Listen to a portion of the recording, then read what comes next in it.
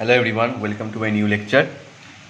So far we have completed the linear, nonlinear and active passive. Okay, so now I am moving to unilateral, bilateral. So what do you understand by bilateral element? Write down. Suppose this is an element, okay, and this is terminal 1 and this is terminal 2. So this element has two terminals 1 and 2. If the opposition or impedance offered by this terminal, I am assuming this to be Z1, and the impedance offered by this terminal, that is 2, that is Z2. If the impedance offered by terminal 1 Z1 and the impedance offered by terminal 2 Z1 and Z2 are numerically same, then if these impedances are of same value, then we can say this element is a bilateral element. Okay, and what is an unilateral element? See, suppose the impedance offered by this terminal Z1 is not equals to the impedance offered by this terminal 2. So Z1 is not equal to Z2. But in this case, bilateral, the impedance offered by terminal 1 should be equal to the impedance offered to by terminal 2. So this is the difference between bilateral and unilateral element. So now the question is, how can you determine that an element is bilateral or unilateral from its VI characteristics? Now see, in these two curves, these are the VI characteristics of two different elements. Okay. Now in this graph, suppose for a value of 2 ampere current, this voltage is 4 volts, suppose. Okay, this is my arbitrary values. So for a value of 2 ampere current, the voltage is 4 volt, and similarly for a minus 2 ampere current,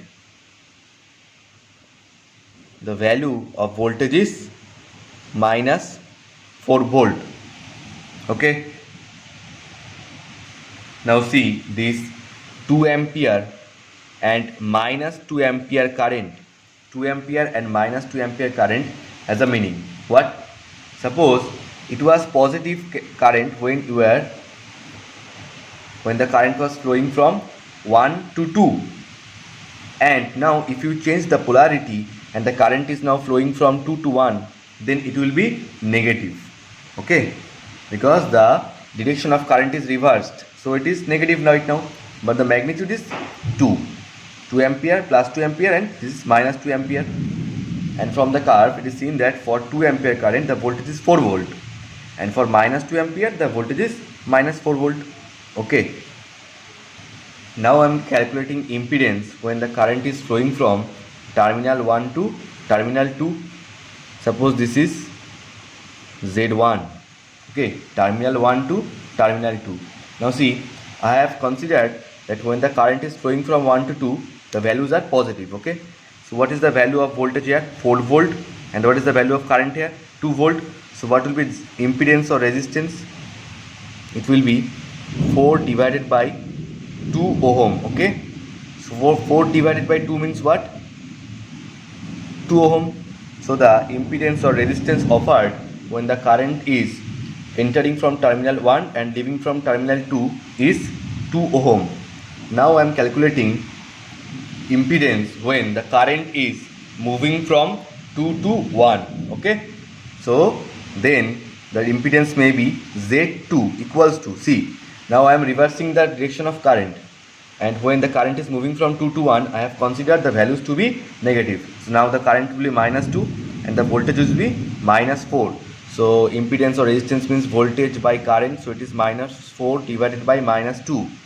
Minus 4 divided by minus 2 means it is only 2 ohm. Clear?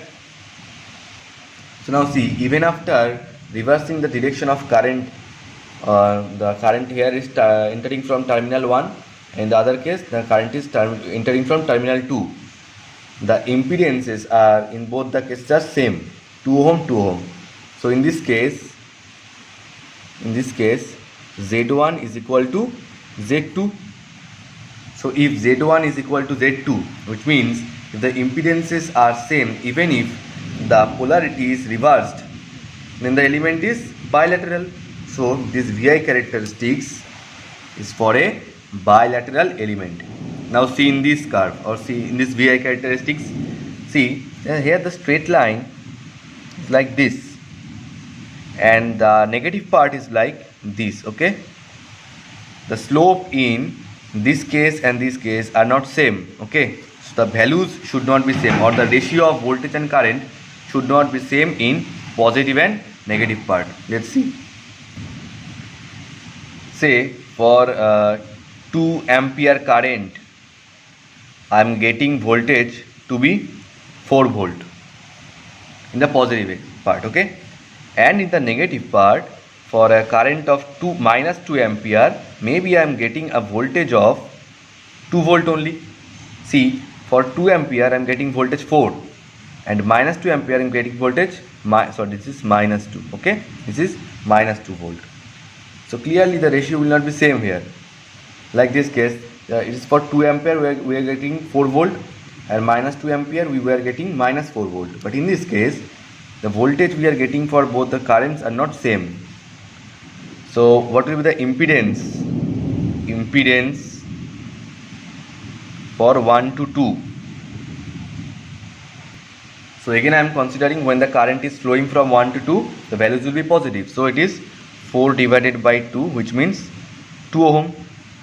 And impedance when the current is entering from terminal 2, the direction is from 2 to 1, then the impedance Z2 will be, and this will be the values of negative, so this will be minus 2 ampere and minus 2 volt. So this will be minus 2 by minus 2, and this is 1 ohm. Okay, now see, these values are not same, which means the impedance will be different when the polarity of current is reversed. But in this case, see, the polarity, even if the polarity is reversed, the values of impedance are same. So this is for bilateral, and if Z1 is not equals to Z2, it is of an unilateral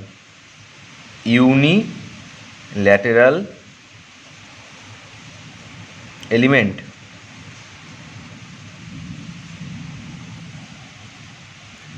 Now you tell me, what are the examples of a bilateral element? See, resistance. How was resistance?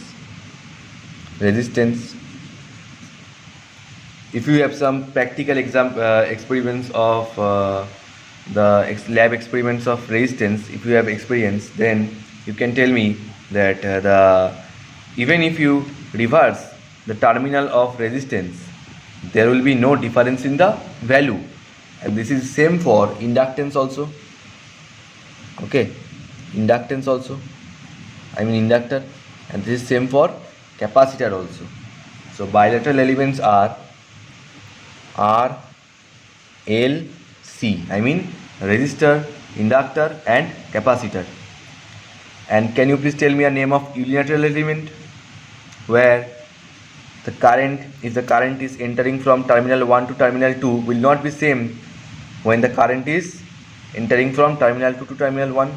Yes, you know it, it is diode, PN diode, which you have learned in basic electronics, PN diode.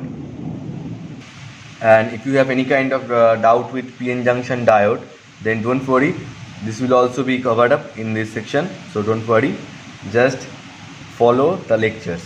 So this is how bilateral and unilateral element can be distinguished with the help of VI characteristics. Okay, see in these 3 examples. Okay, here the value of current is 6 ampere, and here the value of voltage is 6 volt. So for a current of 6 ampere, we are getting a voltage of 6 volt, and when the polarity is reversed, the values are negative. So for a current of minus 6 ampere, we are getting a voltage of minus 6 volt. Okay, so you tell me what is the ratio of voltage and current here for positive values. This is 6 volts by 6 ampere, right? 6 volts divided by 6 ampere, this is 1 ohm. And what is the impedance when the polarity is reversed? It is minus 6 volt by minus 6 ampere, again it will be 1 ohm. So the values of impedances are same even if the polarity is reversed. So tell me, what is this? This is a bilateral element. So in the next example, we are getting a voltage of V1 for a current I1. So what will be the impedance here? Z1 will be equals to V1 by I1. Okay. Now when the polarity is reversed, we are not getting any current.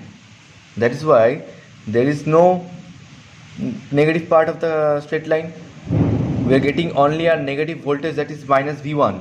So what will be the impedance in the opposite terminal? That is Z2 is equals to minus V1 divided by, there is no current. Okay, so this current is 0.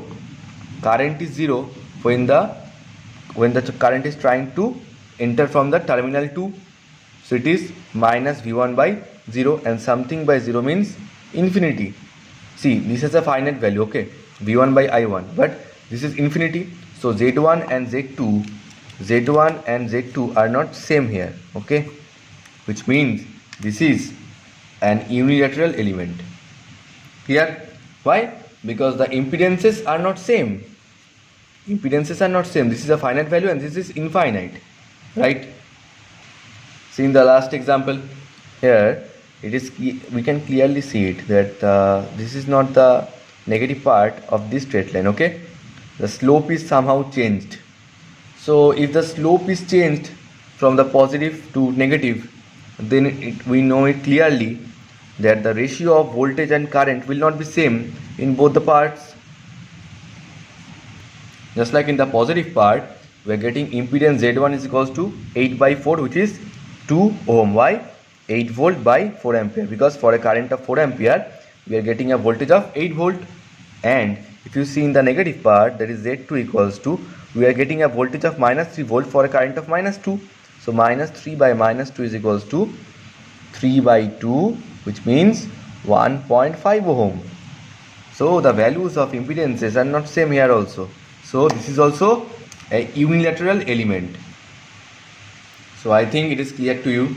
So we can determine whether the element is unilateral or bilateral from its VI characteristics. See, VI characteristics is really helping us. We can determine whether the element is linearly non-linear. How?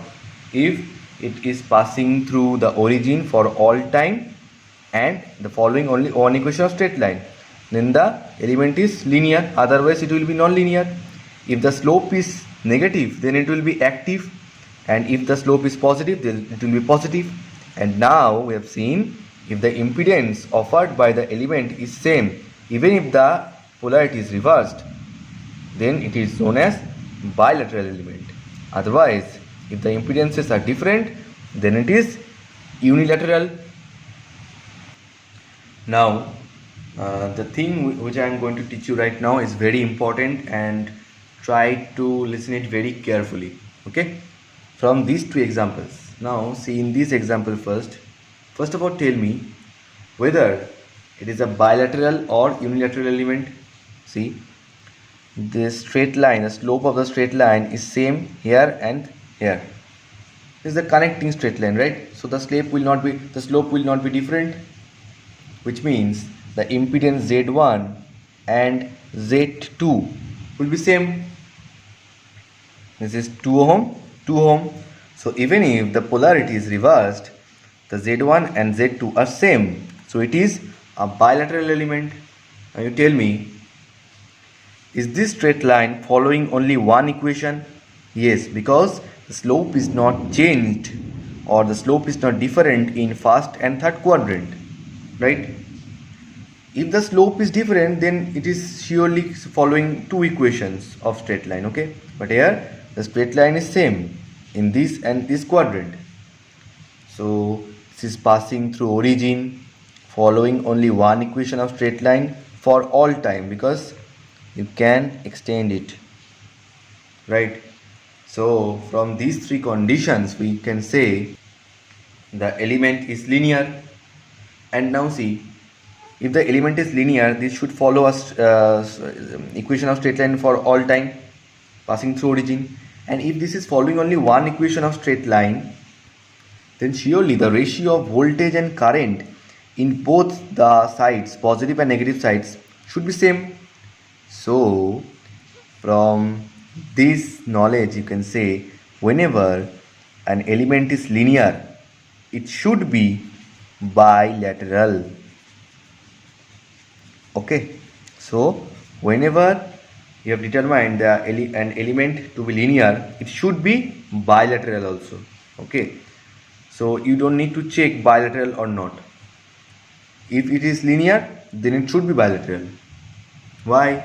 Because for a linear element, the VI characteristics follows only one equation of straight line. So the ratio of voltage and current should be same. But in this case, see